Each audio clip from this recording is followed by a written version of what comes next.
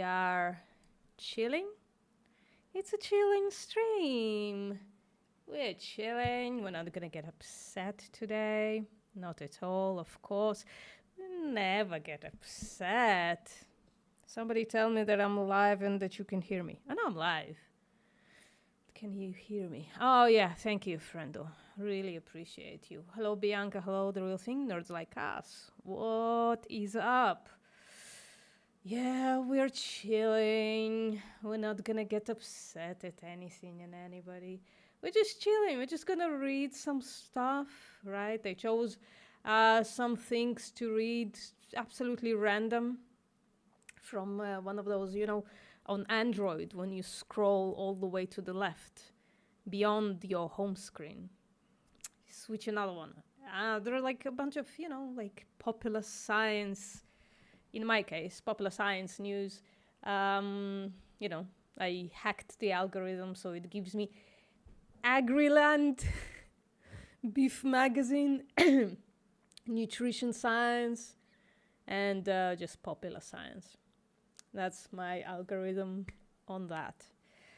All right, so let's see if we can not get upset today. Let's make stuff bigger. Just general stuff. We're just gonna read general stuff like people who live to 100 eat these 10 foods, right? Wholesome, very wholesome. Centenarians, people who live to be at least 100 years old, have captured the attention of researchers worldwide. Many centenarians live in red religions. I'm just trying to get upset, I guess.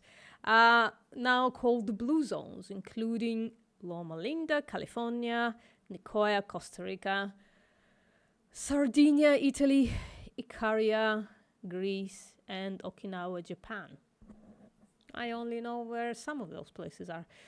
Researchers have studied the eating patterns of blue zone residents since diet plays a significant role in aging. Maybe not.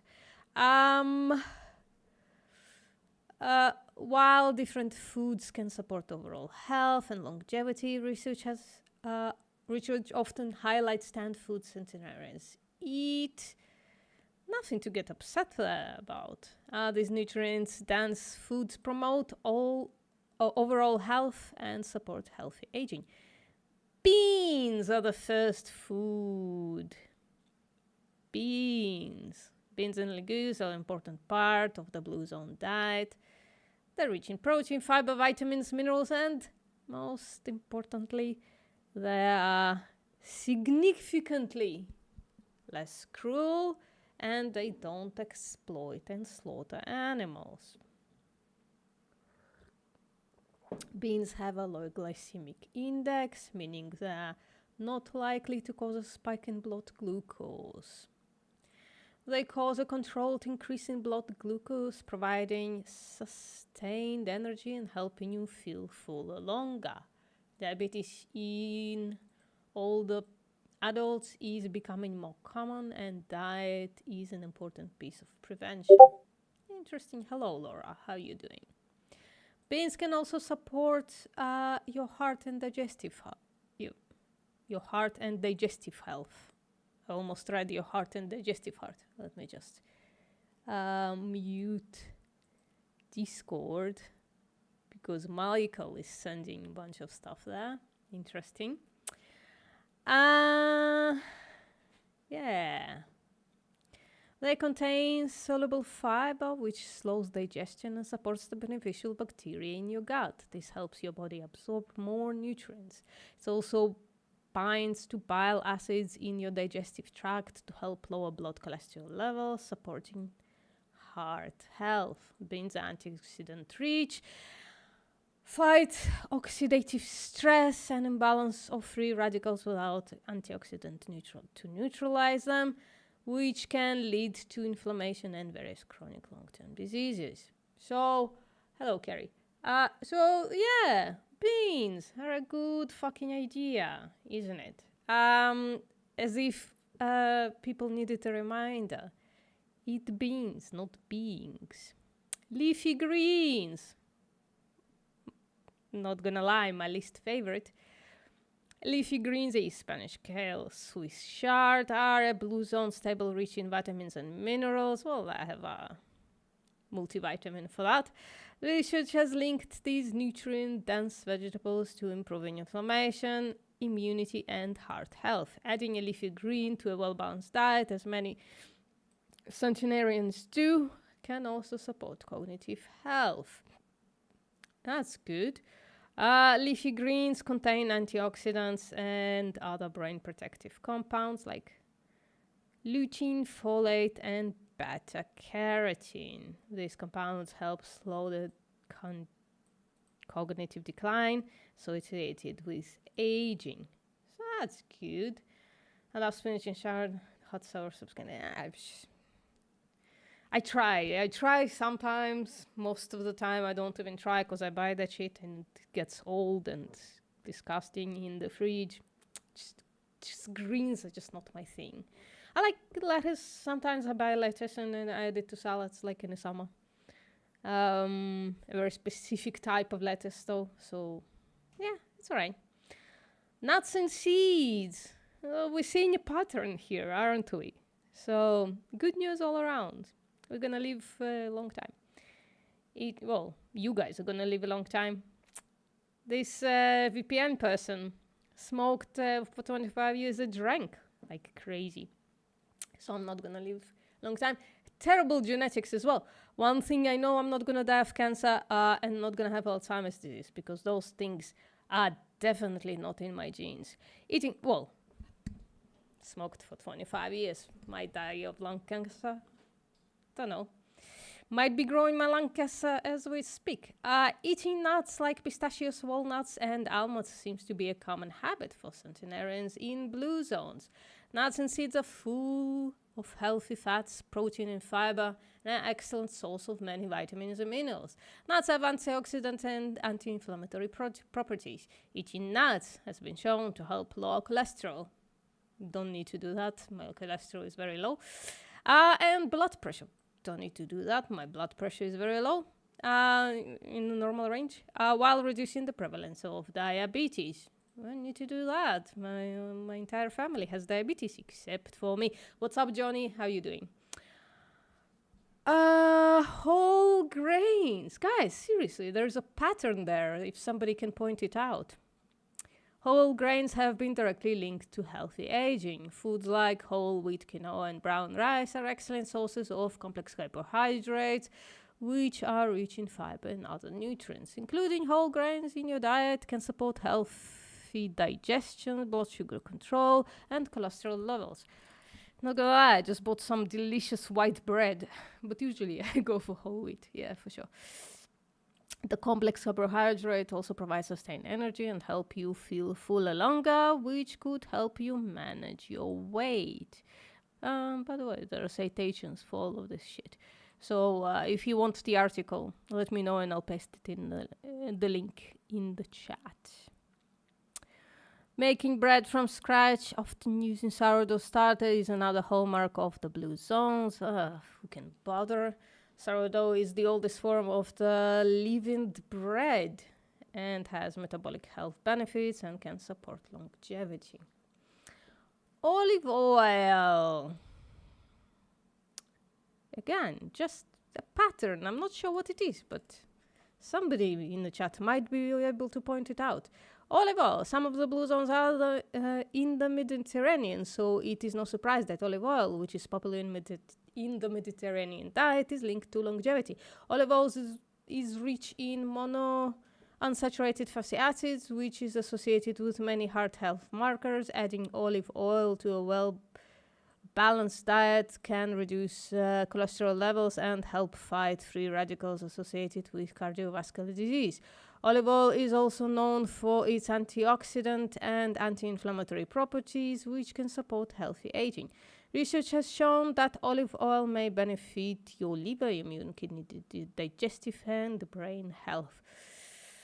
Olive oil can be enjoyed in many ways, and people in blue zones often use it to cook and dress their dishes. Turmeric. Again, not my favorite. I have it, but there's an aftertaste to turmeric, which I'm like, I don't know. Turmeric is a key ingredient for centenarians in some blue zones, often included in stews, soups, and teas. Just the washing the dishes after turmeric dish. It's not my favorite, that's what I'm saying. So I guess I am gonna die earlier, no matter what. It can help reduce chronic inflammation, promote healthy digestion, and boost immune function. Eating turmeric. Let's just start moving on. A little kuka. Sweet potatoes.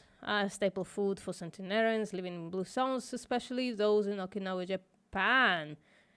Research suggests that purple sweet potatoes rich in bioactive compounds possess anti-aging potential and may support longevity. So sweet potatoes are delicious, and we're getting a little upset. I get upset with the ethical side. I don't have qualms with the nutritional side. I think the nutrition science is pretty clear that, eating seafood, at least some of those animals are definitely maybe sentient.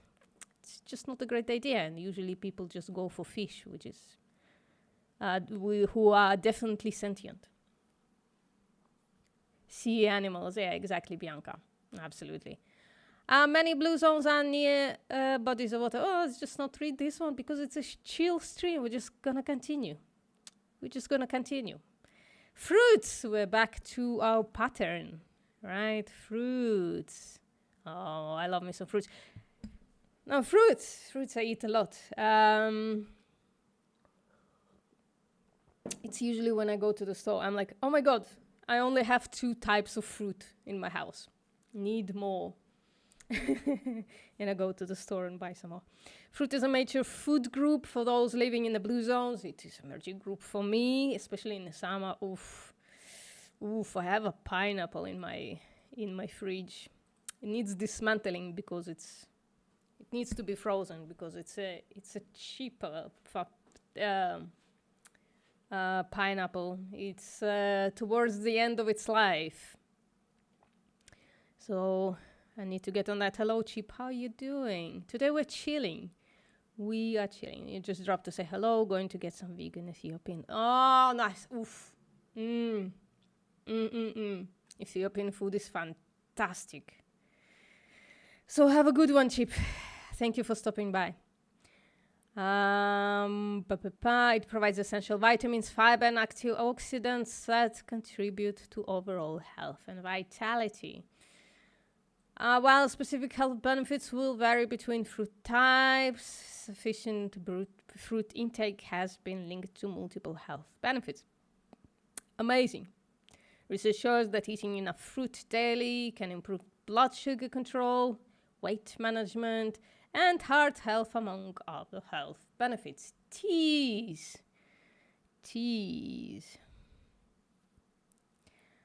Hot teas are a standard part of life for many blue zone centenarians, offering comfort and health benefits. Green teas contain many bioactive compounds and are often made from local plants.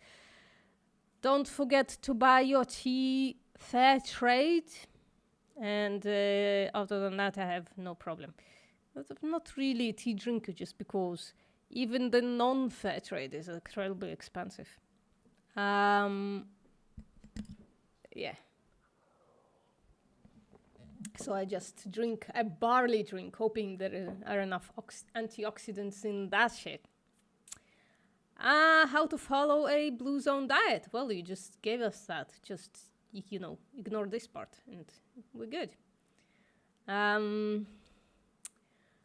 how to follow a blue zone diet. A blue zone diet is primarily plant-based, emphasizing whole unprocessed foods like beans, fiber-rich whole grains, fresh fruit and veggies. It encourages mainly drinking water for hydration.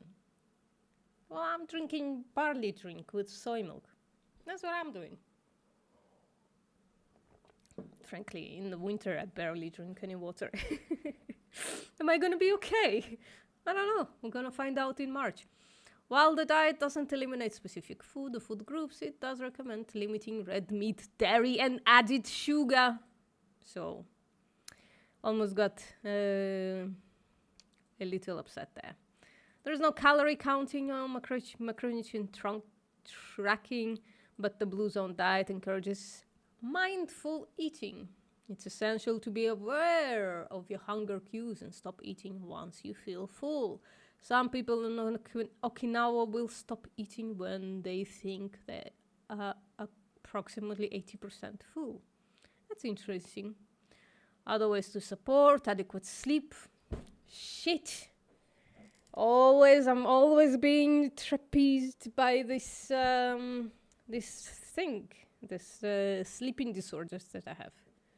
So I'm not gonna live as long, guys. Might as well say goodbye to me now.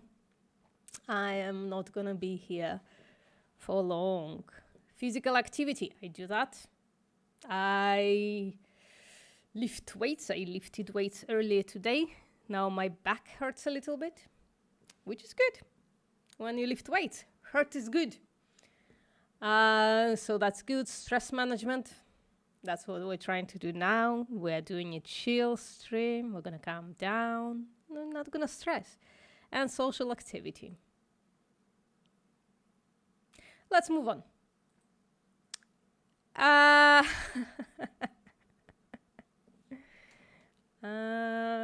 Definitely nothing to talk about. Scientists discover a light-activated process that could make plastic fully recyclable. What fantastic, chilling news. We keep chill. We are not gonna get upset. Scientists have uncovered a way to break down plexiglass. Plexiglass, of all things. I mean, plexiglass is made for long term. What we need is someone to deal with the single-use plastics into its original monomers. Well, that's still good news. You can recycle plexiglass, I guess, and make it clear and shiny again using violet light and a specific solvent. Well, what's the solvent? This method avoids the quality loss of traditional recycling and could pave the way for more sustainable plastic reuse process. That's amazing, because usually people, especially on social media, kind of poo-poo plastic, but that's the wrong thing to do. Plastic, actually, in a lot of cases, especially in the long-term use cases, is more sustainable than other materials. It's definitely more sustainable than glass. It's definitely, even though it's single-use plastic, it's still more sustainable than glass, just for the energy use. It's more sustainable, and water use. It's more sustainable than wood, because it takes a really long time to grow a fucking tree. That takes a lot of water. Cutting it down takes a lot of energy. Make it into a product takes a lot of energy as well. And plastic doesn't generally take a lot of energy, and it's very durable. That's the point of especially multiple-use plastics, like what my screens are made of and shit. But single-use plastics are kind of a problem because we use it once and then we throw it away. So the biggest problem with single-use plastic is the pile-on, and that it's incredibly hard to recycle, obviously. And it's just, it piles up and up and up and up. All right, and it turns into microplastics, to which degree that's problematic for us is TBD. But it is already problematic for wild animals, so that's a problem. Hey, what's up, Tone? How you doing? But generally speaking, because plastic is so durable and because it's generally can be made sterile very, very easily, it's essential in modern life. It saves lives, in fact, right? Whenever I go into the surgery room, single-use plastic, frankly, it's incredibly useful there. A lot of it goes into the bin later, but it just creates an environment that is, like the tools are sterile because they're made out of plastic, and then they're sterilized and put into more plastic and all that stuff. But generally, it just saves lives because post-surgery infection is a much bigger problem than, I don't know, like plastics in the blood or something, right? So, we shouldn't poo-poo plastic, but this could solve the only problem that plastic has, which is its recyclability. Not stopping for long, off out in a few. Yeah, it's okay, Tone. Thank you for stopping by. Thank you for saying hello.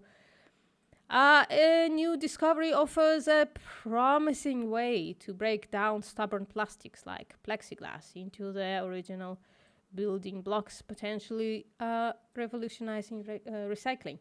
I forgot to turn on music. I wanted to turn on music. Let's do that. Chill. I have a chill music. Please. Let me know if it's too loud.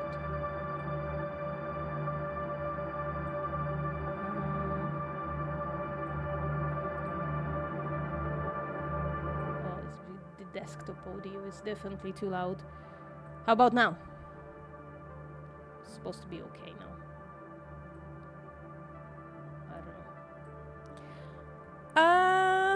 Unlike conventional methods that degrade plastic quality through mechanical reprocessing, that's the biggest issue. What do you do with plastic that doesn't look good and is no longer sterile? This chemical approach allows full recovery of monomers. Amazing. Making high quality reuse possible. That's so good. One day, our houses are gonna be made out of the single-use plastics. That's gonna be amazing. That's gonna be really good. Sorry, I have to sit down today. Just a little tired today. That's why we're chilling, by the way. I'm just, I'd prefer hand pauses. Yeah, but plastics can actually insulate. But I would, yeah, sure. I would, if hemp can insulate, I would take it. I will take it. I have this fantasy of living in a transparent house. I don't know why. But something about living in a transparent house that you can, of course, turn into not transparent, through curtains, or there is this plastic that you push a button and electricity goes into it and makes it opaque. Oof, I love that shit. So that's how I want my house to look, just be opaque, and sometimes when I want transparent. I don't know why. It's a stupid idea. Breaking down plastic into monomers. Scientists have developed a new method to break down plastic like plexiglass into their original building blocks, and known as monomers, making them easier to reuse. This breakthrough could help reduce plastic waste, which continues to be a growing environmental problem. But it's not plexiglass. Single-use plastics are not made out of plexiglass. Plexiglass is the thing that it's the hold on, I have a piece of plexiglass right here. It's dirty, so you can see it. It's single-use plastics are not made out of it. This was part of a screen, old screen, right? So by definition not a single use. The thing that piles on is a single-use plastic. So I hope they can recycle things like polyurethane and polyurethane, what is it called? Polyethylene terephthalate something. Rather, the single-use plastics, right? Because otherwise we are gonna drown in that shit. Traditional plastic recycling typically involves shredding. It would be nice not to worry about water damage and mold. Yeah, that's the biggest plus in plastics. That's the biggest thing. That's the best thing about it. And the incredibly low production input, right, of both water and energy, which is it's just an amazing plus, because energy, right? Just to make glass, you need like, I don't know, like 500, 600, 700 degrees Celsius to make that shit. That's an incredible amount of pollution to make glass, right? And when I was in school, in industrial design school, our teacher, our environmental teacher, right, told us that like to use a ceramic glass, to compare the ceramic glass to a single-use plastic cup, right, to justify having a ceramic glass, you need to use it like 6,000 times, which is, I don't know, like 20 years of everyday use. That's... So single-use plastics are like, are becoming a problem, right, because of the pylon. But the production thing, like the production cost, the production inputs are so low that like making ceramic like a mug is worse because of how much electricity and water it uses. Also, bugs won't eat it. Do bugs eat plastic? Is that it? We just need to find a way to put rocks on the outside to protect it from the sun and fire. Not sure what you mean. It's like the hemp house. I don't know what you're talking about. Right, so traditional plastic recycling typically involves shredding, cleaning and remelting the material. However, this process degrades the plastic quality over time, yeah?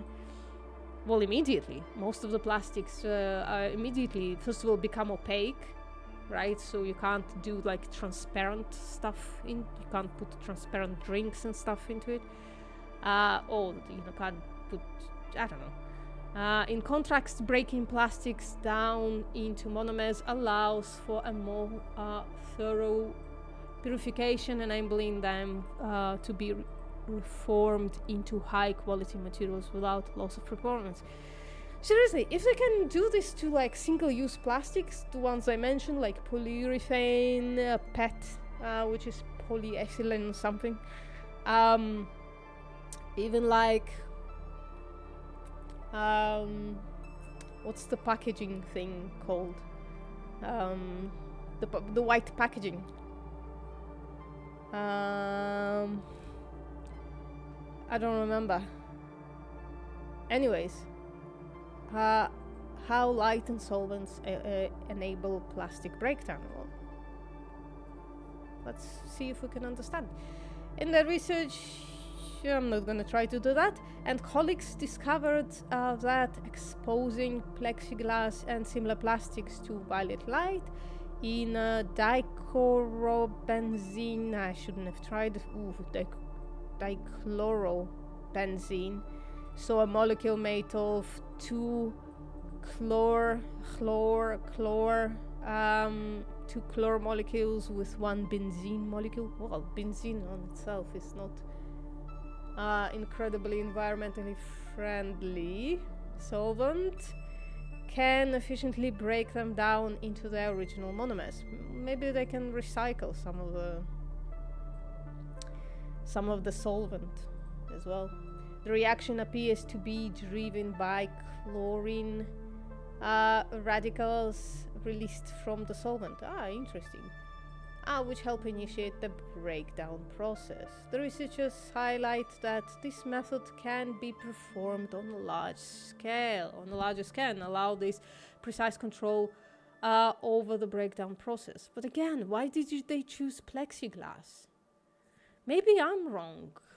I'm getting a little upset now. Let me grab this off. Is plexiglass used as a single-use plastic?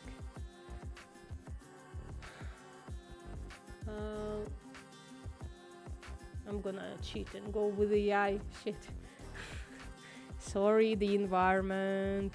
It's a chill stream, I know, Bianca. I'm gonna try. Plexiglass is not typically classified as a single-use plastic. Yeah, I knew that. So why is the question.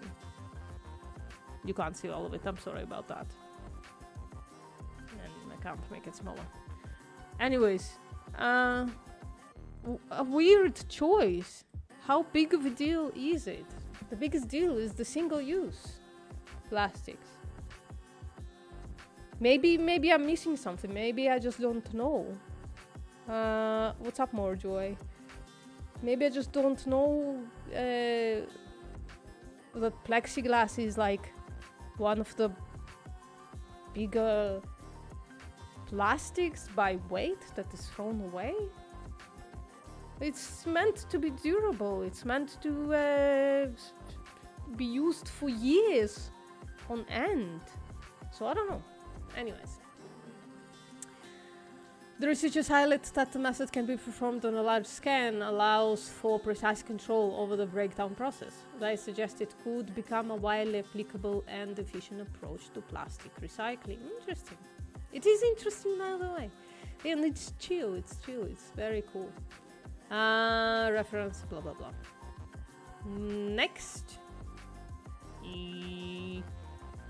What are we reading? Oh, you can't see all of it. How do I... Ooh.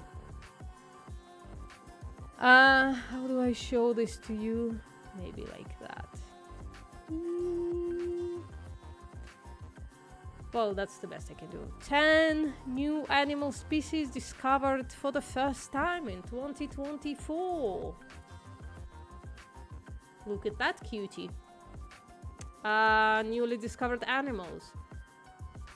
Maybe I can make it even smaller somehow, but then it's kind of, yeah, that's the best we can do. Year 2024 brought some amazing discoveries on the animal kingdom. Scientists identified several new species from the Madagascar Islands to the deep seas. Here are 10 animals discovered in 2024. Plexiglass will turn yellow if it's left out in the sunlight. Good to know. So I won't be building my house out of plexiglass. I'm gonna have to look for something else.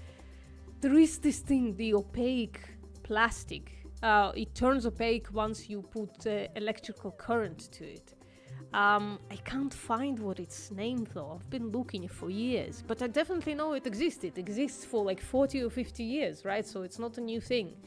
But every time I look through it, I'm like, and then I find it like mentioned somewhere, but I'm like, the last time I tried, I didn't try hard enough, but I just couldn't find it. It's pretty cool though, right? You put electric current to it and it becomes white, opaque. And then you take the current away and it becomes transparent. It's fucking magical. But thanks for letting me know. Ooh, new jellyfish. New species of jellyfish was discovered in the Pacific Ocean. It is mainly identified by a bright red cross in the center. I don't know if it's a they. I don't know, jellyfish sentience, not sure. But fantastically beautiful picture of a beautiful animal. St. George Cross Medusa is called. It's pretty. Right. Making like a jellyfish and squeaking off. Okay. See you later, Tone. I hope you come back with stories about amazing tofus.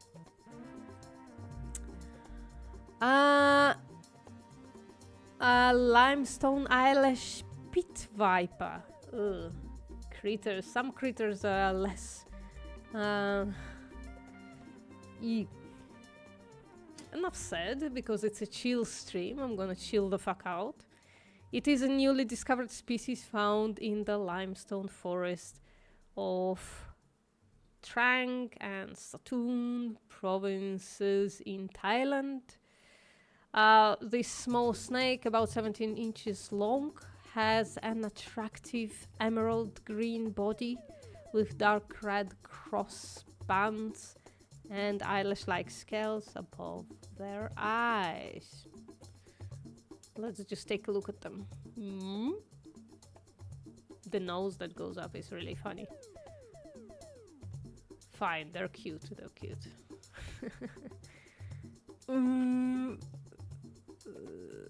Blobby fish. Don't we know already about blobby fish? Or is this like a new subspecies or something?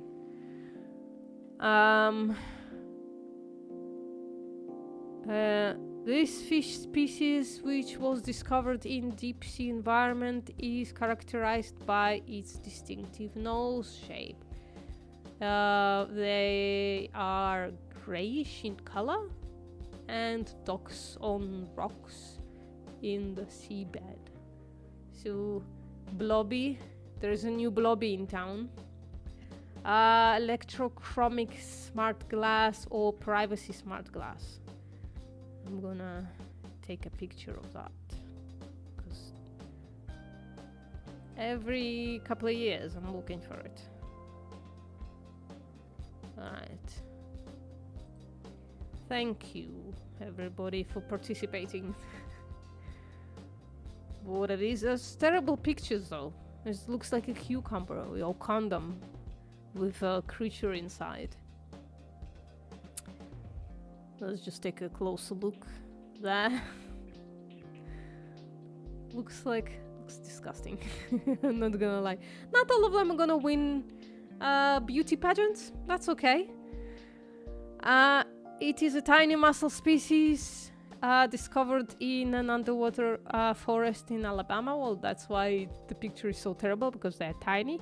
Related to deep sea mussels, Vadumodiulus pteridinicola gives information into the unique ecosystems of underwater forests. Alright. Another critter. Yeah, I guess they're not gonna be like big animals to be discovered, right? Northern green anaconda, a new species of this giant snake, was found in the Ecuadorian Amazon. As we're clearing the Amazon, we're finding new animals in there. So, I don't know. Because we're chilling, we're not gonna get upset about that. Measuring up to 20 feet long. This is an addition to the reptile species of the region. Nice. What's going on there? I think it's just an ad for other things. Because I was like, we discovered the giraffe? Have we discovered the giraffe? Or the starfish? Blobby fish, another blobby fish. Grumpy dwarf goby. Somebody, a geek named this fish, for sure. This tiny fish found in the Red Sea was a fierce and ill-tempered appearance. Has a fierce and ill-tempered appearance. It has a distinctive bright look which is in addition to the biodiversity of the region. Another species of mole was discovered, I suppose. A newly identified species of mole with shrew-like characteristics. Let's take a look at them closer. Those hands, the hands are getting me every single time. The hands of the little critters. Fucking freaky. Hold on. Found in subterranean. Oops, sorry. Found in subterranean environments. They were found on Vietnam's Mount Fansipan. Fansipan. That's an interesting name for a mountain. Mountain Fansipan. Weighing just 8 grams. That's a tiny little creature. This tiny mammal stands among the top 10 highest terrestrial mammals. Lightest terrestrial mammals on Earth. He's a little critter. This new species lives in a mountain forest at elevation of 3,300 feet or more, where the weather fluctuates from a colder dry season to a warmer rainy season. It was found in Vietnam's mountains farms. With anacondas, I always have to think of Senckenberg Museum exhibition in Germany, where an anaconda died trying to eat a capybara. And they preserve them that way. Poor creatures. I'm just having I'm trying to leave a conversation, get out of that conversation on Twitter, where somebody's arguing to me about wildlife predation, and that they shouldn't intervene. I'm like, why wouldn't I? They're claiming, the funny part is that they're claiming that I should, if I see a lion about to kill them or any other human, then I should intervene. But if I see a lion eating a deer, then I shouldn't. It's strange, weird thing. Sorry for ruining the mood. Bianca, the point of chill streams is that the mood is already ruined, and I'm trying to get to a state of chill. That's just not possible today. So trust me, you definitely didn't ruin the mood. You perhaps ruined the attempt to chill a little, but not much. Amazon tree frog. 2 new species of tree frogs were found in the Amazon rainforest. The testing of these species has shown they share a common ancestor that lived 55 million years ago in the mountains of what is today's Brazil Amazonas state. Again, Amazonas is just getting empty and empty, so we're finding new species in there. Buffies frog. Frogs are cute. True, that is true. 7 new species of Buffies frog were discovered in Madagascar, and each species is named after iconic characters from Star Trek due to their distinctive whistling calls. That's cute. They are very cute. Let me just check something out. One sec. Oh, that person on Twitter keeps going. They just write about how great ecosystems are, where animals die of starvation and are killed, ripped apart. That's amazing for the animals. Background music too loud. Shit. How do I reduce that?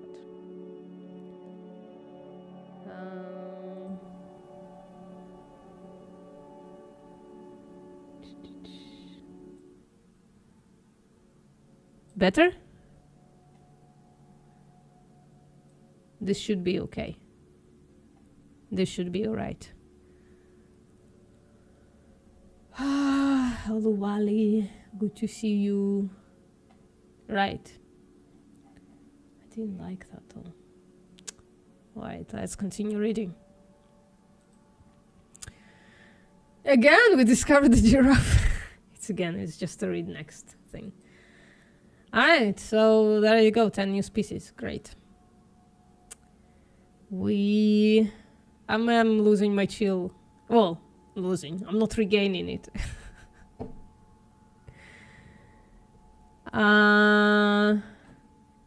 They, Olowali, they. I'll remove it a little more. I don't know. By this measure, you're not supposed to hear it anymore. I don't know. How to grow strawberries indoors for delicious fruit. Oh yeah, strawberries. Oh yeah. Must be joking. Isn't it just like a 2-year season thing? I don't know. You don't need an expensive outdoor garden to enjoy these sweet trees. Here's how to grow them indoors. I'm probably gonna bail on this one pretty quickly because I don't know, reading about gardening is kind of boring to me. The sweet flavor of freshly harvested strawberries is one best part of spring. However, not everyone will have the outdoor space to grow these delicious morsels. The good news, with the right conditions and care, you can easily grow strawberries indoors. Don't they need like a shitload of sun though? Like, don't they need like a winter sun? Here we spoke to experts. Let's bail on this one. Apparently you can grow strawberries inside. There you go. If that chills to you, let's go. The chances of this asteroid hitting Earth keep rising. Why did I put this in here? But there are 4 reasons I'm not worried yet. That's good. Somebody's not worried, so let's read about it. Scientists are closely monitoring 2024 YR4, and while it's relatively small, it reminds us of the dangers lurking in space. I don't know how long I can go on for. Carrie Nugent is an associate professor. Oh, who cares? 2 days after Christmas, the Atlas Sky Surf team discovered a new rocky object in Earth's astronomical neighborhood. Atlas discovers near-Earth objects all the time. In 2024, the team discovered 167 of them. They also discovered comet Tsuchinshan Atlas. Thank you. Which dazzled sky gazers last autumn. But this discovery was special. There's a chance the 40 to 90 meter object, that's pretty big. Jesus, 40 to 90 meters. That's, how much is it in feet? It's, fuck, hold on. 120 to 270 feet. Will hit Earth in 2032. In January, the impact probability was estimated to be just over 1%. Then it was raised to 2.3 in early February. As of this week, the NASA JPL Center for Near-Earth Object Studies has raised it to 3.1%, or about 3 in 32 chance of impact. It's pretty big. It is a chill asteroid. It's gonna take a while. It's gonna take 7 years. Thank you, nerds like us. A typical city block varies significantly depending on the city, but generally ranges from around 200 to 600 feet on each side. I still don't know what a block is. We don't use the block system here, so I don't know what do you mean by the word block. Is it a street? Or is it a big building on the street? I have no idea.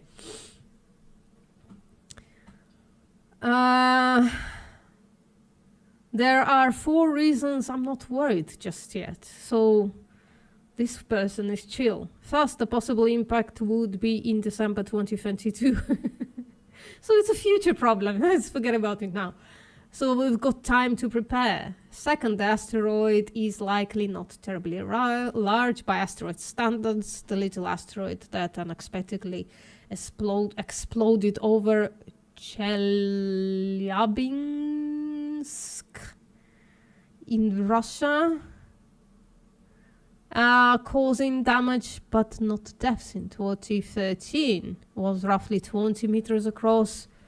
2024 YR is bigger than that, but still vastly smaller than a 10-kilometer diameter object that caused the extinction of the dinosaurs. 10-kilometer diameter. Was that the size of it? Sheesh. Then we would definitely have nowhere to run. The only creatures who would survive would be, I guess, chickens would survive, and like small creatures that can run under stuff. Birds generally would probably survive. Alright. A city block is a rectangular area in a city that is surrounded by streets and typically contains several buildings. Oh, is it like between junctions? When there is a junction, so between those junctions, is it? So just basically, does it mean just to walk till the next crossing? Is that a block? I don't know. I don't live in a city that is built rectangularly, so I have no idea. If 2024 YR4, why did they call it like that? It just doesn't roll off the tongue, does it? It would cause regional, not global destruction. We're chilling about destruction. And with these to prepare, people have time to evacuate the area. Yeah, I got it. All right, good. Thank you, nerds like us. Now I know. Which brings us to the third reason, not to panic. The surface of the Earth is mostly water, and although asteroid tsunami studies could use more research, I think most experts would agree that a 40 to 90 meter asteroid ocean impact could happen without loss of human life or property. What about animal life? Nobody cares. We're chilling. Fourth, we are still gathering data on this object. The impact probabilities come from specialists using computer software to figure out where 2024 YR4 might go. The timing here is important for an asteroid to hit the Earth. They keep raising the probability day by day. So I wouldn't be as chill as this person. If an asteroid to hit the Earth, you don't just need the asteroid orbit, the Earth's orbit to cross. You need both Earth and the asteroid to be in the same place in the solar system at the same time. Okay. Anyways, let's continue. To something actually chill. Researchers found a way to make metal as transparent as glass. My glass house is coming along. I'm gonna have transparent metal. Glass. Amazing. It sounds like something ripped out of science fiction movie. I want to buy a lot of it now. A metal that is strong as aluminum, but completely transparent. And yet transparent metal is very real and could soon appear in everything from electronics to aerospace technology. How cool is that? Awesome. Imagine your next iPhone or smart tablet featuring a metal display instead of glass. I won't need to use the really expensive stickers anymore. That's good. That reality could be much closer than you think because of the new breakthrough that has allowed scientists to make this ultra-hard, scratch-resistant material cheaper and more accessible than ever before. I'm cheered up. I'm incredibly cheered up. I want a house out of that shit. Transparent aluminum oxide, Thiox. Who are the people who naming this stuff? I guess we'll get used to it. We got used to all kinds of stuff. Sure, it might have a silly sounding name, but Thiox, I guess, is a game-changing material. The substance is known for its durability, heat resistance, and optical clarity. Yes, it's quite literally transparent metal. I want it. I want it now. Can I buy meters and meters of it, please? Despite how impressive it is, though, Thiox has been difficult and expensive to manufacture. That sucks, man. That's because it requires high-powered lasers, vacuum chambers, and hazardous acids to create the material. Sucks. However, scientists from Ateneo de Manila University in the Philippines may have just found a way to change that. That's cool. Instead of, change it quickly because I want to buy a bunch of it. Instead of relying on complicated machinery to pull off the creation of this transparent metal, the scientists discovered a way to turn aluminum into Thiox using a few micro droplets of acid and an electric current. That's cool. It's all possible thanks to a technique called droplet scale anodization. That is fucking amazing. How will you insulate your metals? Details, nerds like us. Details, come on. Don't ruin my chill with the truth, with reality. The key to this process is electrowetting. Is it like bedwetting, but with electrodes? Essentially, this is when an electric field is used to alter the properties of liquid droplets, allowing for precise controlled reactions at a microscopic level. Fuck, I want to see this happening. I don't just want to see the material, I want to see it happening in front of my eyes.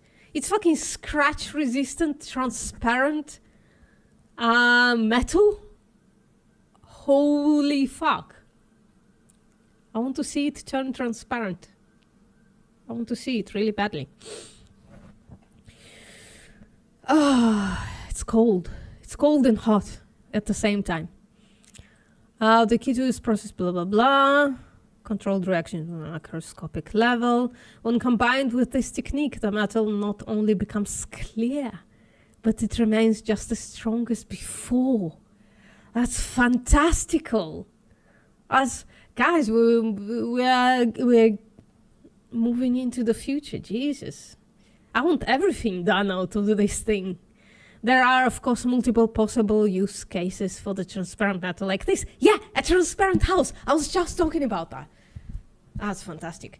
It can be used to provide strong scratch-proof screens for smart devices, as well as create ultra-durable coatings for vehicles like cars, spacecraft, and even aircraft. And my house.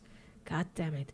As a scientist says, it could even help with protecting the optical sensors needed for AI-powered devices like self-driving cars. If they can do it like something, if you can make it into something that can be turned on and off, that would be like seriously the invention of the century, right? Imagine if you can like flip a switch and aluminum becomes transparent. Fuck. Now I want a table like that. I want seriously, I want all of my furniture done out of this thing. You can turn on a switch and then it becomes transparent. Or it's just transparent aluminum. Can you imagine your house like that? It looks like it has no furniture in it. I want it so bad. They do that with glass, but glass is incredibly energy expensive. Of course, well, also glass breaks and scratches and shit like that.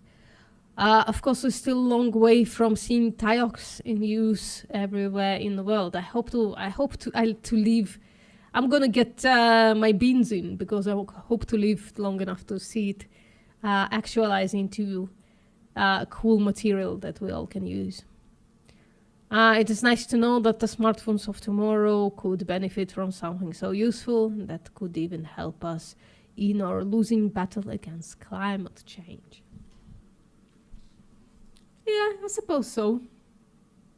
Again, people are just giving shit to plastic, but plastic ain't all bad, I suppose. Another one of those flippity flips. Alive after 11 billion years. A dead galaxy is flashing eerie signals, defying science. I'm sure it doesn't defy science, but could be just becoming alive again. Ghostly galaxy, an ancient galaxy. I can't make it bigger, sorry guys. Dead for billions of years.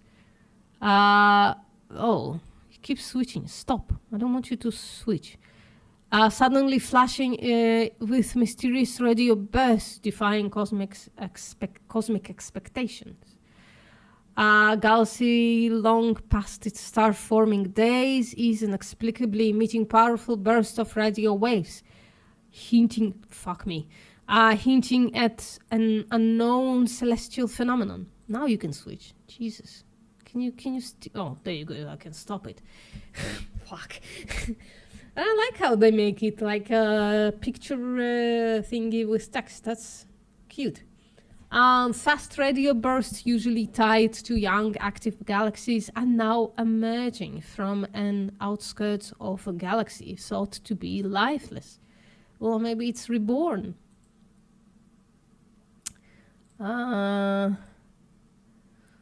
This newly detected radio burst is unlike anything seen before, coming from the dead edges of galaxy where no new stars should exist. Scientists suspect the burst may be caused by ancient stars crashing together. Oh, I fucking hate this. I take it back. It's cute, but it's annoying. By ancient stars crashing together or a white dwarf collapsing in a final cosmic act. The galaxy should be silent, but its unexpected radio signals suggest unknown processes might be reviving stellar activity. Interesting. Well, but yeah, it's really cool, actually. Researchers are baffled by a deep space signal that shouldn't exist, evidence that dead galaxies may not be as lifeless as we thought.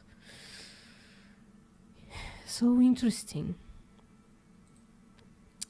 These fleeting, intense bursts could reveal new secrets about how galaxies evolve or refuse to stay dead. Yeah, a person is looking at the galaxy. This is fantastical. Astronomers expected dead galaxies to remain silent, but this discovery suggests there is more to their story than meets the eye. Well, does it suggest that all they see is some kind of activity? We don't. Okay, related stories. Yeah, okay, that was cute but slightly annoying. So, not chill. Chill score. Sentient plant aliens, maybe. 15 breathtaking images from the Underwater Photographer of the Year 2025 Awards. Cutie South American sea lion comes for a boop in the Falklands. Dog boobs. They're so cute. Look at them. Cutest little sea dog. Dog poops, cat poops, sea boop, lions. Well, okay, let's just skip all the wording. Let's just look at the beautiful animals. There you go. Is that an animal drinking water? That's cute. They're drinking water and somebody shot them. Like, picture. Cute. Who is that? Who is that? That's a strange little fishy. Well, we don't know they're little. They look almost fluffy, don't they? You can see the veins and tiny eyes. The moment. I'm supposing the moment is when this animal kills some other animal.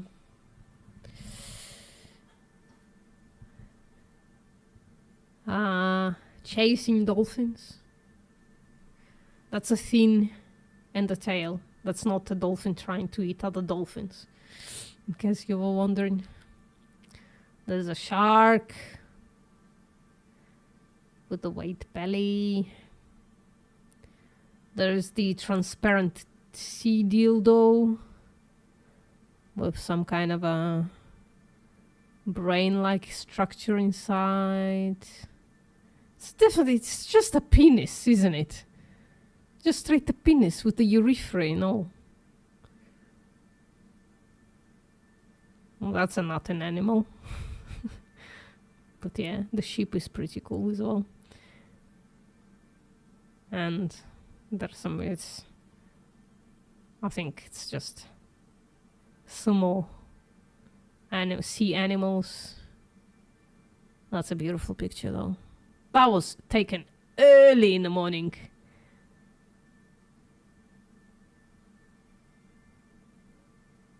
I don't like this one. I mean, I like the structure and all, but the picture itself is fantastical, but...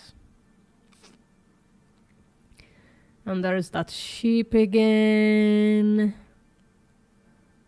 And there is another animal. All right, let's move on.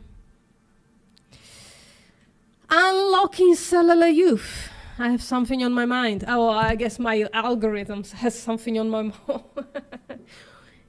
on its mind for me. Unlocking cellular youth, the protein that reverses aging. I want that. I never thought I'll get here where I'm like, actually, I want to look much younger again. I'm listening, Bianca says. Yep. Summary. Scientists, we should not do that, have identified a key protein, AP2A1, that may hold the secret. But Bianca, let's listen. The thousands of articles just like this one. And yet we're still all aging. Hold on. The thousands. Oh. The thousands of articles. Actually, let me be right back. Sorry, guys.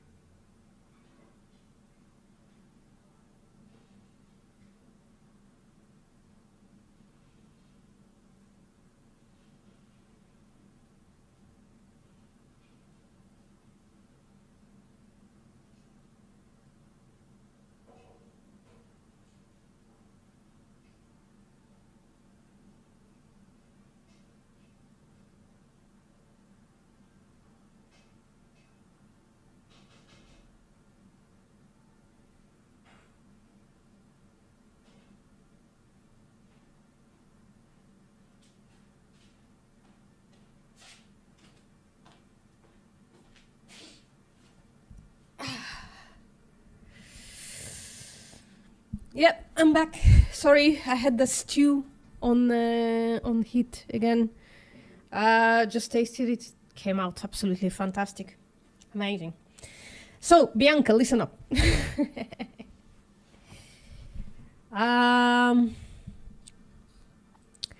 Scientists have identified a key protein, AP2A1, that may hold the secret to reversing cellular aging.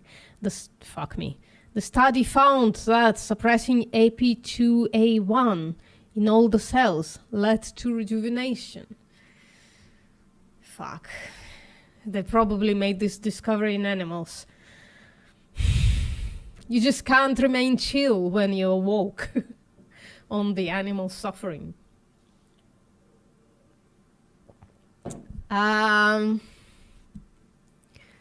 While overexpressing it in young cells accelerated senescence.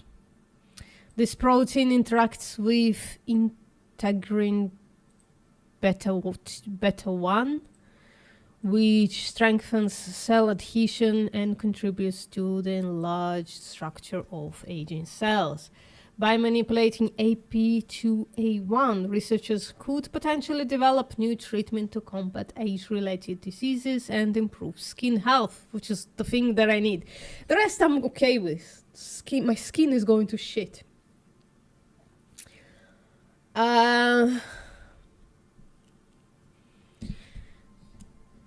Related diseases, treatment, combat age-related diseases, improved skin health. The findings provide new insights into how stress fibers influence cell size and senescence.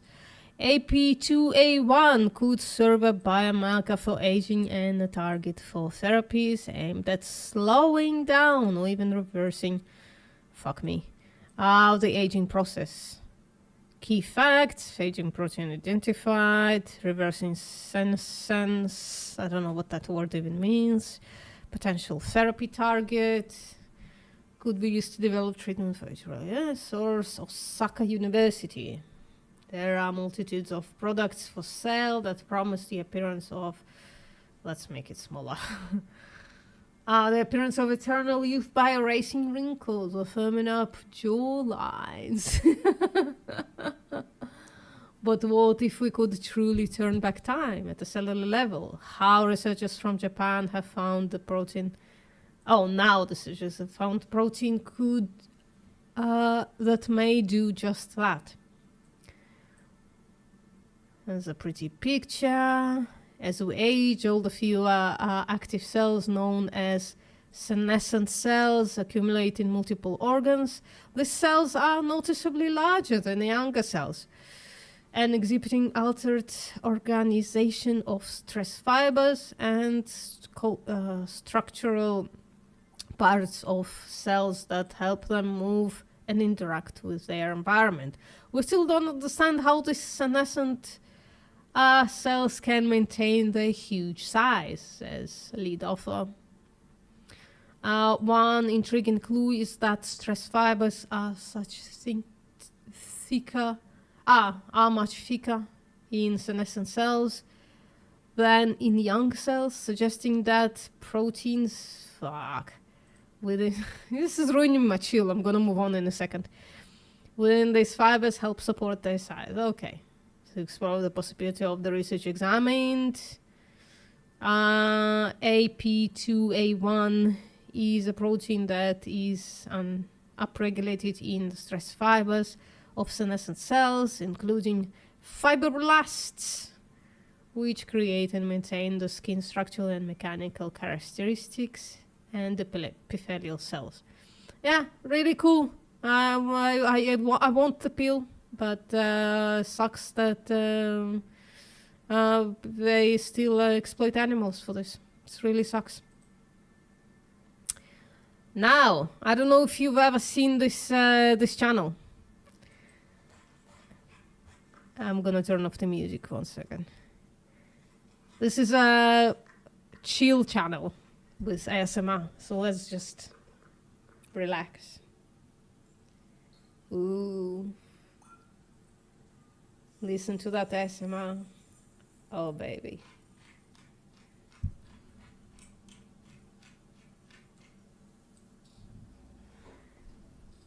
Ooh.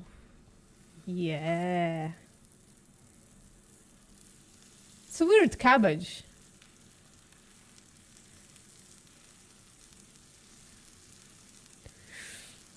Sear on both sides. I see 3 sides.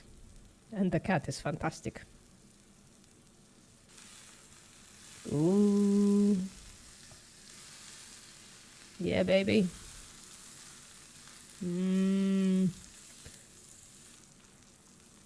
Again, there is the 3rd side there, which you're ignoring. It's crime.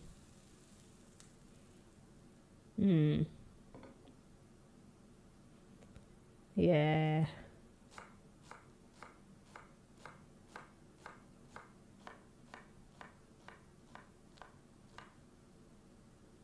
That is so chill. Yeah, baby.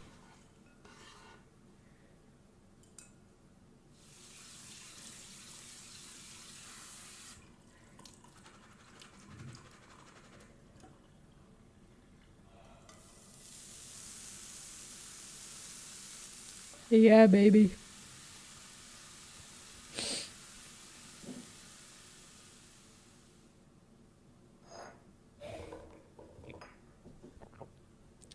They have the cutest things in their kitchen. Oh, baby.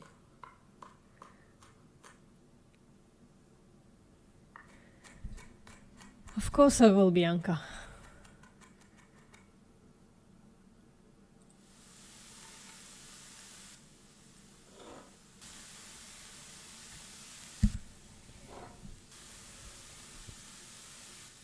So good. Yeah, baby.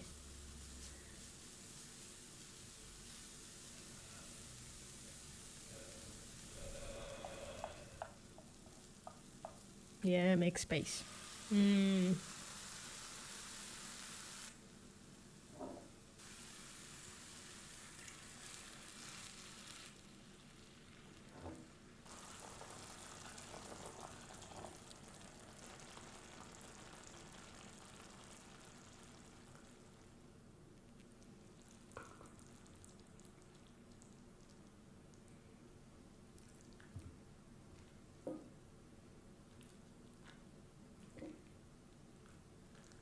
There was a 4th wedge there.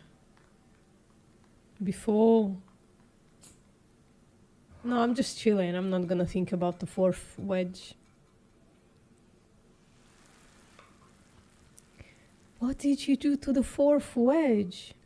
Is it okay? Is it alive? Oh, baby. That looks fantastic, frankly. Yeah. There you go.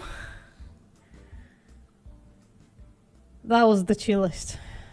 I'm glad I added that to the list. I'm gonna go soon, but let's try to read a little bit more. I don't know if this is chill or not. This might annoy some of you.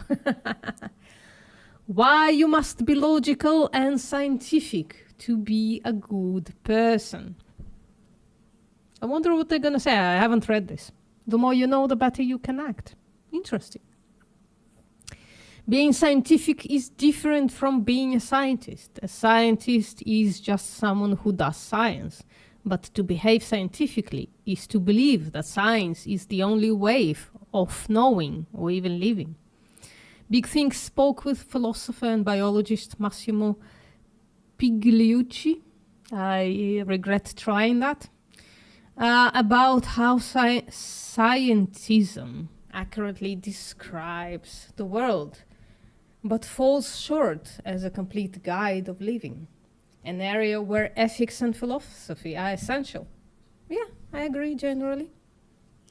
We need ethical principles, logical reasoning, and scientific literacy to make sound moral decisions and lead to flourishing life.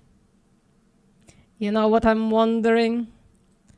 If this person is vegan. That's what I'm wondering. In their cloistered and ancient buildings, academics are in the middle of a war. There is always some kind of war going on in universities. In the European Middle Ages, it was between orthodoxy and heresy. In the Enlightenment, it was between the rationalists and the empiricists. But today, one of the sharpest battle lines is between the scientific and the rest. Scientistic, I guess, and the rest. Did you know that word exists? Yeah, that would be most scientific, and most ethical. And, that would make you the best person.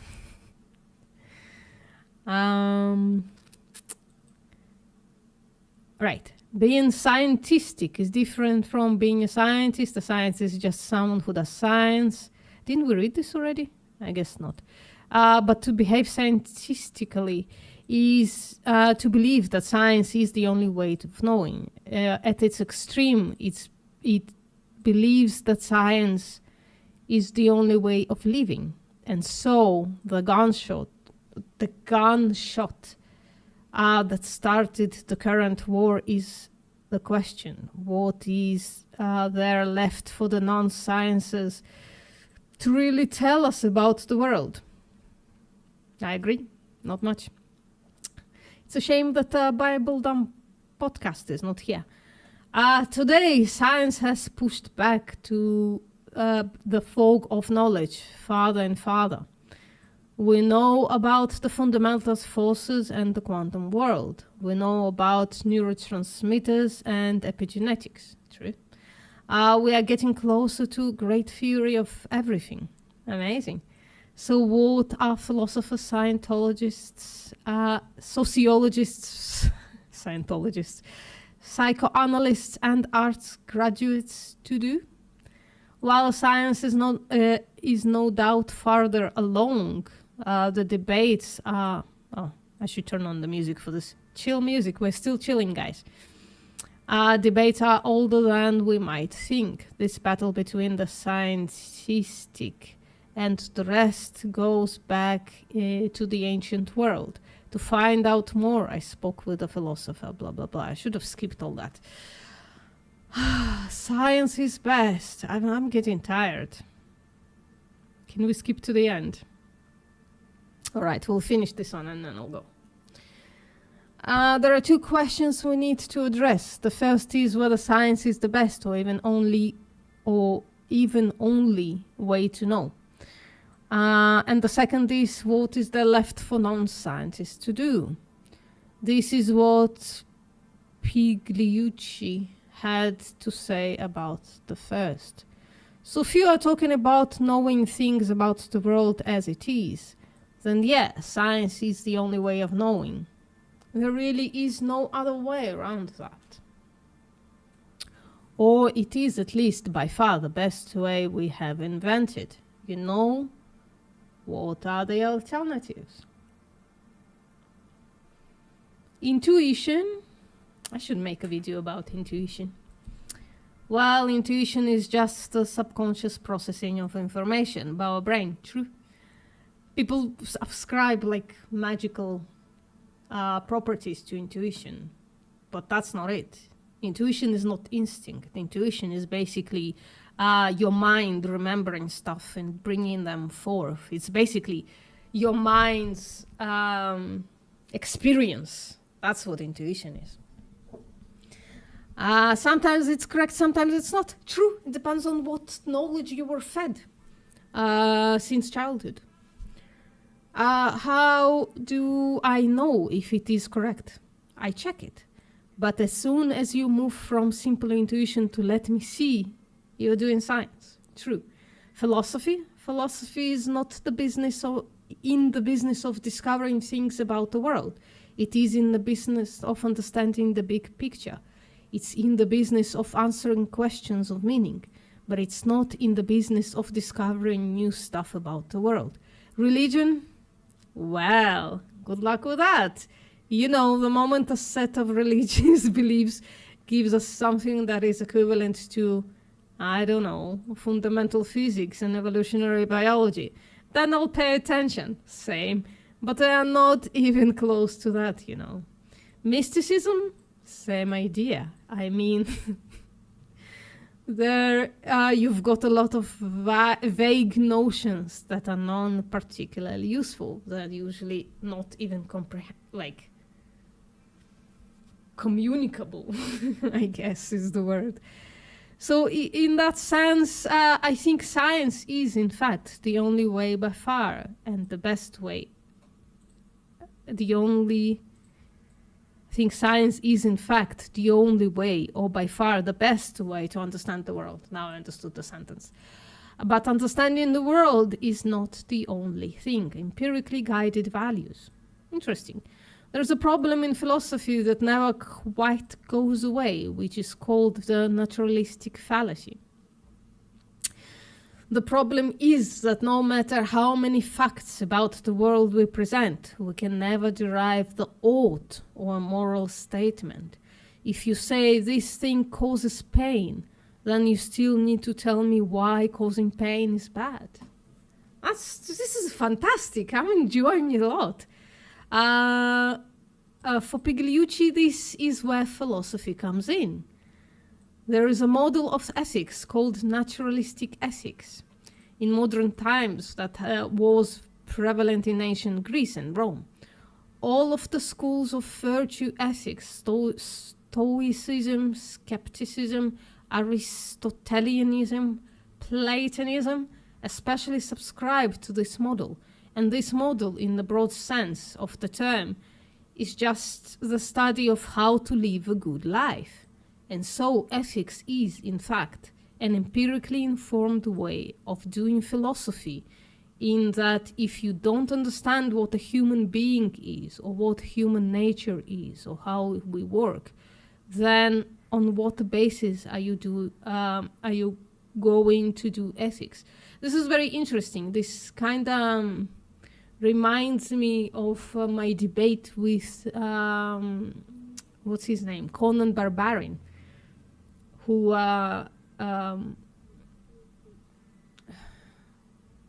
what was, I don't remember what it was all of a sudden. It was relevant to this. I don't remember, but yeah, okay. Let's just continue. I don't know why all of a sudden I thought about it, but immediately forgot it. Maybe I should eat a steak, whereas Alphacaras to tell me to eat fucking leather or something for the collagen. I'll give you an example. Science tells you that torture doesn't lead to human flourishing. Human beings don't enjoy being tortured, not only in the obvious physical sense, but also in the broader psychological sense, because they then develop all sorts of post-traumatic disorder symptoms. And so your entire way of acting is going to be undermined. Now I'm seriously wondering if Pigliucci is vegan. Now, of course, you don't need science to tell you this. You just need to be a reasonable observer of human nature. But that's what I mean. Facts like human beings not enjoying being tortured led to the conclusion that, therefore, torture should not be allowed in modern societies because it doesn't increase human flourishing. I don't know if I like this, because it doesn't increase human flourishing. I don't know if I would go that way. But I guess because I'm not utilitarian, this sounds a little bit strange to me, maybe. How to act properly. Science is the best tool we have to understand the world, and we need to understand the world to behave morally, at least in the ancient Greek sense of naturalistic ethics. But there's another reason why science and logic make us better people. And it has to do with decision making. I read a lot about decision making lately. In my upcoming video about cognitive dissonance, there's going to be some talk about decision making. Back in the 19th century, a mathematician called Clifford wrote this famous paper called The Ethics of Belief, where he argued that it's always immoral to believe something for which there is no good reason to believe it. It's immoral to believe in something that there is no good reason to believe it. I don't know if that's a bit strange as well, but I'm really enjoying this. Which strikes a lot of people as very odd. Yes, indeed, it strikes me odd. What does that mean? You know, all sorts of people believe all sorts of things for which they don't have any particular reason. I mean, I guess if it turns into action, then you could claim it. Are they all acting immorally? And Clifford was pretty adamant. Yeah, they are. Well, that's a bit thought policing a little bit there. Like, how do you even talk about a thought being immoral if it doesn't translate into action? That's a little strange. The reason for that is that you're much more likely to make a mistake if your belief is not grounded in empirical evidence. Well, yeah, so the actions would be moral. The belief itself, if it doesn't translate into action. I don't know. It's a little strange, but it's nice. Right, not grounded in empirical. And if you knowingly do that, if you ignore reality to believe something else, I still wouldn't call it immoral. I would call it disingenuous, or kind of, like hiding your head in the sand, right? Believing something that you now have empirical evidence against. It's a little weird, but if it doesn't translate into action, then I don't know if I would call that even adjacent to morality. I don't know. But I guess everything maybe translates into action. But then again, I was just called the action as immoral, like only if it generates action, right? And action could be like all kinds of stuff, right? If we decide that, like racism is generally like immoral, but if a person is just a racist, has racist thoughts, and it doesn't translate into action, can we say that he's immoral? I don't know. Maybe I'm getting on. I'm getting convinced. I'm convincing myself that maybe there's something to it. According to Clifford, then it's unethical. Well, it turns out Cicero said exactly the same thing. Cicero said you should never believe something for which you don't have what the philosophers call sufficient epistemic warrant. The Stoics argued that if you want to live a good life, you need to understand the world which you live as much as possible. I agree with almost everything. I'm even getting on board of what Clifford said there, slowly but surely.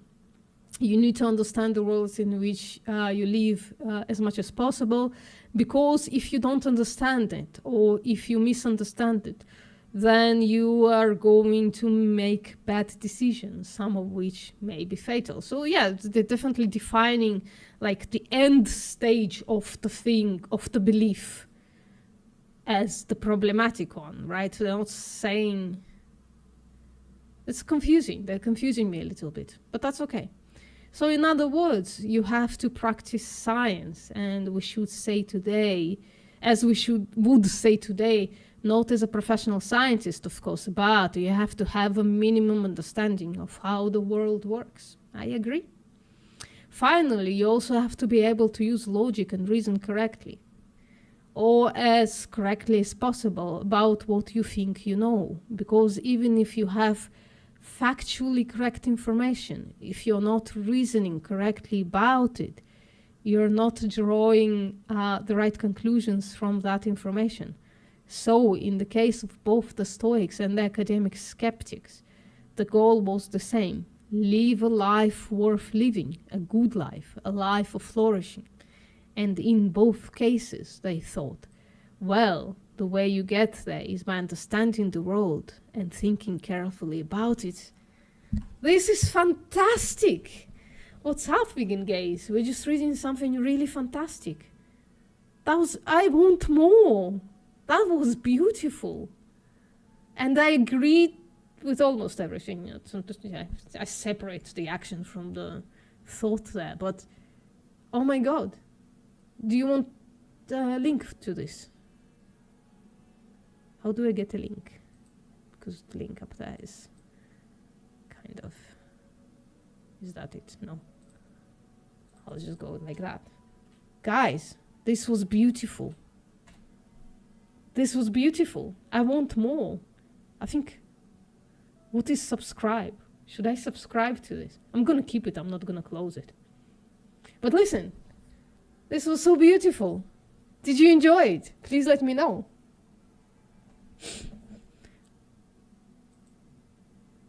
We're just gonna keep going because it made me chill and nice, feeling really, really nice. Don't close, fuck. What's going on? There you go, now it's closed. Okay, 100 years later, will Bark Market listen to it? Yeah, it's fucking amazing. That was beautiful. And I think I read it pretty well. So definitely listen up to it. 100 years later, the largest land mammal reappears. Scientists describe it as a historic event for humanity. So tapir, I didn't know tapir was extinct, but didn't appear for a while. Like, if I was them, I would stay away from people too. But tapir is a very cute animal, and they reappeared. An unexpected return. It has been a century since the last document signing of this species in the region, dating back to 1914. We haven't seen them since 1914, when it was seen in the... Oh, maybe that was the first one. Since then, the advance of urbanization and uncontrolled... Now we're chilling. No, this animal has been seen again, and we're not reading anymore. That's it. That's all we're doing. Farewell, oxygen on Earth. This is the date scientists have set for when the air will no longer be breathable. Well, this is gonna be chill. Absolutely. Let's continue reading this. Well, vegan gays, nothing will ruin the chill. We're doing chill streams on this channel when I'm so not chill that I need to chill. That's why we're doing the chill streams. So I'm definitely not chill, but I'm trying to get there. This is... And a story about oxygen disappearing off the Earth is definitely going to get us there. We're going to chill here. Two scientists from Toyo University and NASA's Nexus 4 exoplanet system science ran computer simulations and found that the Earth's oxygen-rich atmosphere won't last forever. It will start disappearing in about 1 billion years. Okay, so I guess good news. We can chill for now. We can chill for 1 billion years. And then, let's not think about it. In their study published in Nature Science, Kizumi Osaki and Christopher Reinhardt break down the details of the simulation and what it revealed. So I actually read on with this one a little bit. So it's going to be a terrible death, right? The CO2 levels plummet, plants would struggle to survive since they need that gas to make food within just 10,000 years, a blink of an eye in geological terms. So from the second that the oxygen is going to start plummeting, plants would completely disappear, and without plants making oxygen, animals on land and in the ocean would follow suit, gasping their way to extinction. That's terrible. To make matters worse, methane levels would start to rise, speeding up the downfall of oxygen-breathing creatures. Then, when all is said and done, Earth would be left with nothing but tiny bacteria that don't need oxygen to survive. So, yeah, pretty much the same kind of life that existed before plants and animals ever showed up. If you're a nihilist, this would be good news for you. This would be very chilling news. I've just got back from outreach, had a lady insist she's going vegan, and one guy we had a 20-minute convo and sounds like he'll go vegan too. That's cool, vegan guys. That's really cute. Amazing. Well, it's breathable but unhealthy. Even had chill music and chill asteroids. Yeah, the asteroids were most chill because it's gonna take them 7 years to destroy parts of our planet. I need the jelly Tetris. It doesn't have the same effect on me as it does on you, vegan guys. I just get hungry. In other words, Earth would come full circle back to its lonely microfield past. Yeah, the researchers behind the study estimate that Earth's oxygen-rich atmosphere has about 1.08 billion years left before it starts running on empty. For some perspective, oxygen didn't even begin to build up in the atmosphere until 2.5 billion years ago, during what's known as the Great Oxidation Event. That's cool.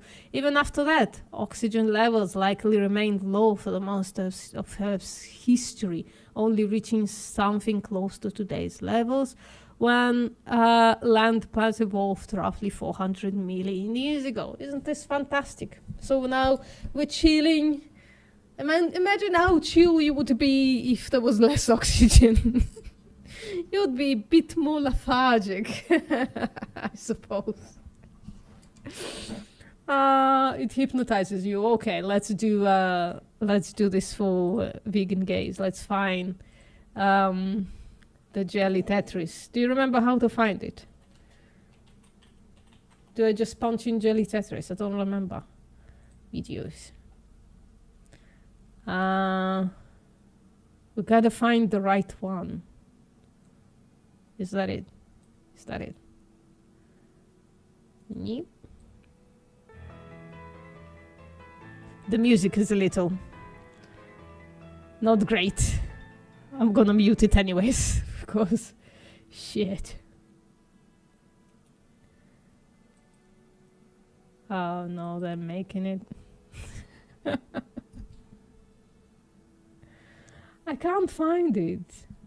There, I found it. I think I found it.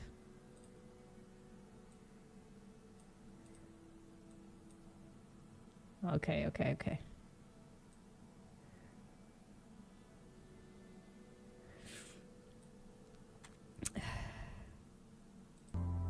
There you go. This is for vegan guys.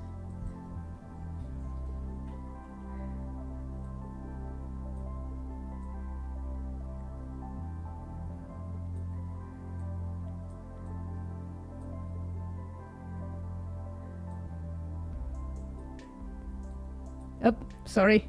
I keep playing with it. I apologize.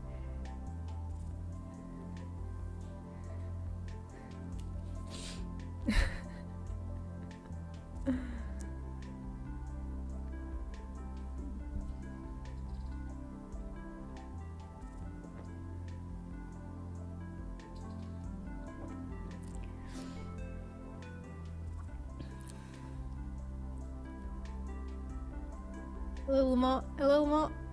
There you go. There you go.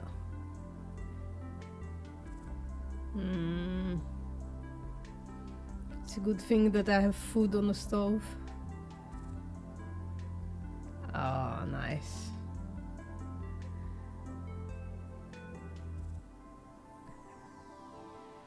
There you go.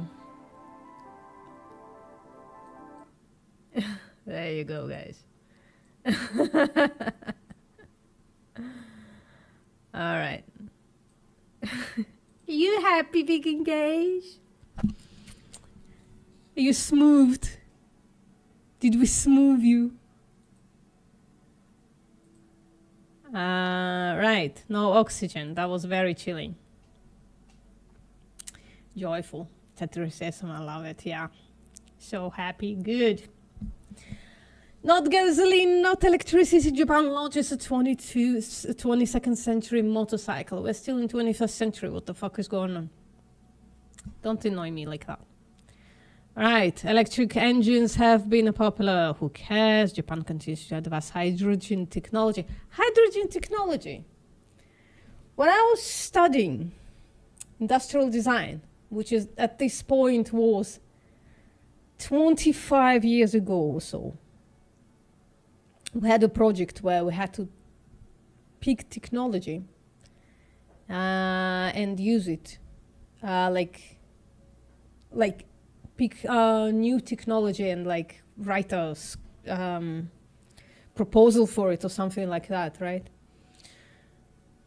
And there are a bunch of like technologies, including hydrogen technology, that was supposed to replace batteries and stuff. Hydrogen technologies, methane technology. Yeah, hydrogen is a scam. That's what I'm getting. It's been around for like ages. And it never works for like a technical reason. I'm getting, so I got there and it's like us. Absolutely, I agree. The hydrogen thing, it's been for a while, around for a while as like a fuel cell, exactly. It doesn't materialize ever because it doesn't work, basically, is the problem. But okay, maybe they make it work this time. So hydrogen automobile technology, with companies like Toyota and Hyundai leading the way, the hydrogen fuel cell technology, these companies are filling a niche gap. I don't think they are. I'm not chilling anymore. As well as counting to add and advance their own electrical vehicle range. Listen, if it works, I'm all for it. And if it's actually green. Not like the electric cars thing, which is, questionable. Electricity still uses fuels. Hydrogen engines operate off of fuel cell technology. Seriously, so many companies opened and became basically like pits for where people throw their money to disappear forever, right? All the investors in all these fuel cell technologies, the methane, the hydrogen ones, for 50 years, companies would open with the hope of creating fuel cells based on hydrogen or methane. And then they would fucking disappear into the ether. They need to come up with chill hydrogen. So I don't know about this one. I don't know if they can finally make it, but usually, I don't know, it's just a pit of in which investors throw their money and then nothing comes out of it. So I wouldn't invest in this one, frankly. These engines generate electricity through a chemical reaction between hydrogen and oxygen. Seriously, I've been hearing about this for 25 years. And I wasn't hearing about this before because I was just too young and too uninterested in all that shit. It's been around for so many years. Doesn't work, ever. The only byproduct of hydrogen engines is water, making them suitable for a greener future. Just exactly the same thing. I can find, like, there are probably papers 20, 25, 30, 35, 50 years ago writing the same thing. Maybe a little less AI generated.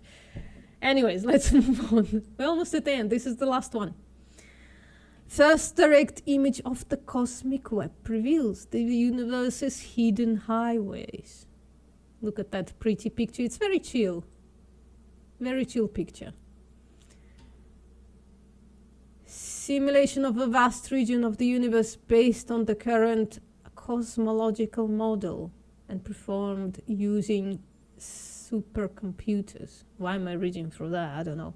In the image, the faint glow of the gas within the cosmic filaments, forming a dense cosmic web shown in white.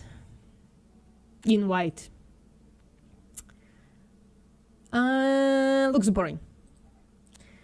Really recommend this.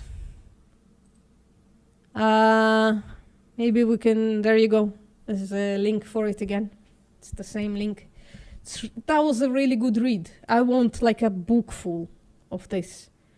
Maybe I should go check out this Pigliucci cello, Massimo Pigliucci. Should we Google if he's vegan?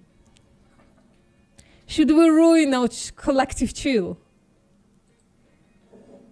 Is Massimo Pigliucci vegan? It would be incredibly disappointing.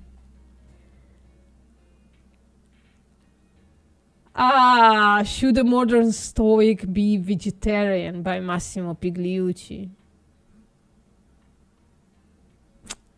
So he's a vegetarian, or at least, or worse, he's a person talking about vegetarianism but isn't.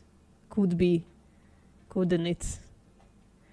Should a modern Stoic be vegetarian? At least he's thinking about it, so that's good.